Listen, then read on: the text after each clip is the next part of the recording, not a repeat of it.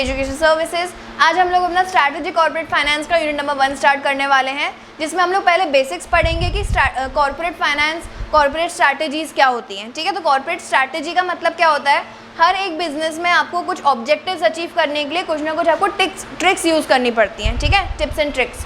तो वो सारी चीज़ें जब हम लोग सिस्टमैटिकली प्लान करें, चीज़ों को हम लोग जब सही ढंग से प्लान करें और हम लोग उस पर जो है एक्ट करें, उस पूरे फिनोमेना को हम लोग स्ट्रैटेजी बोलते हैं। ठीक है, तो बिज़नेस में जो भी प्रॉब्लम्स आने वाली होती हैं या मुझे एक ऑब्जेक्टिव अचीव करना है, तो उस ऑब्जेक्टिव को अचीव करने के लिए जो मैं चीज़ें यूज़ करती हूँ वो उसको मैं अपना स्ट्रैटेजी बनाना बोलती हूँ। ठीक है, तो स्ट्रैटेजी जो है एक तरीके से वो एक्शन होता है जो मैं लेती हूँ in order to solve any business problem. ठीक है, moving on to the objectives.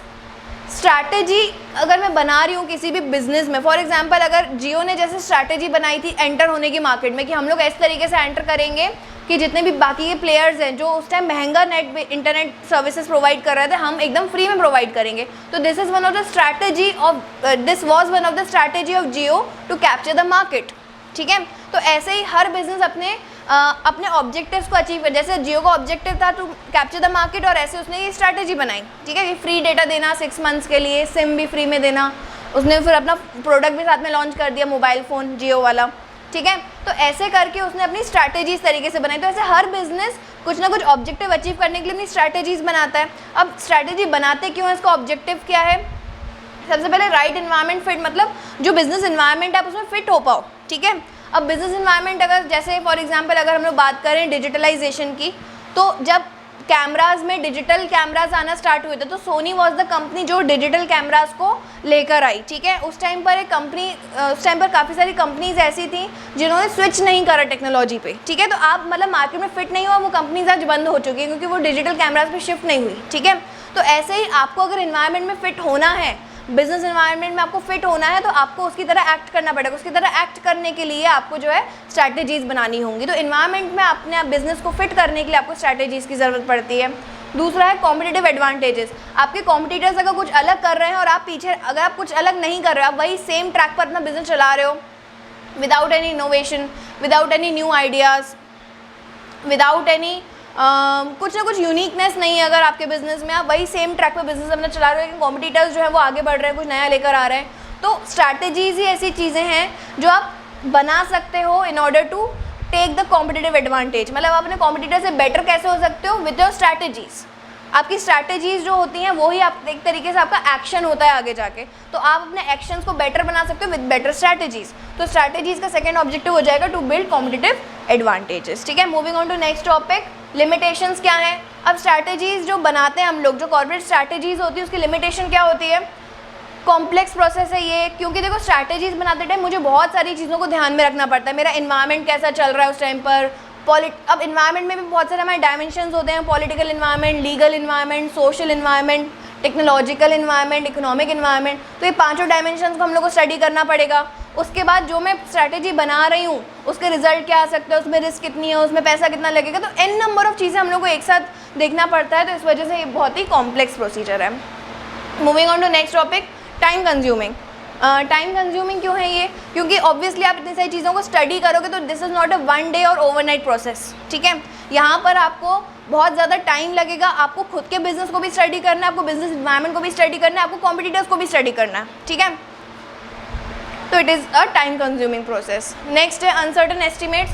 कई बार स्ट्रैटेजीज बनाते टाइम आप जो अजम्पशंस लेते हो, जो एस्टिमेट्स बनाते हो, वो अनसर्टन होते हैं, क्योंकि बिजनेस इन्वायरमेंट में आप रह रहे हो, बिजनेस इन्वायरमेंट खुद ही अनसर्टन होता है। कभी भी आप जो चीज़ें प्रिडिक्ट करते हो ज़रूरी नहीं कि 100% वैसा ही हो चीज़ें।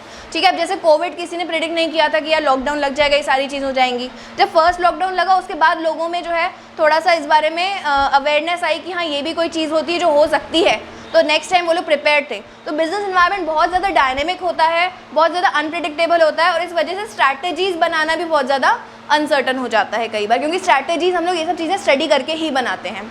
Moving on to next, suitable for long range program. तो आपको स्ट्रैटेजी बनानी है तो आप स्ट्रैटेजी हमेशा लॉन्ग टर्म के लिए बनाओगे। बहुत कम टाइम का कोई ऑब्जेक्टिव हो आपका, जो आपको मतलब अगर मैं बोलूँ कि यार मुझे कल जो है ये काम करना है, उसके लिए स्ट्रैटेजी बनाओ। Strategy is a time consuming process, हम लोगों ने अभी भी पढ़ा।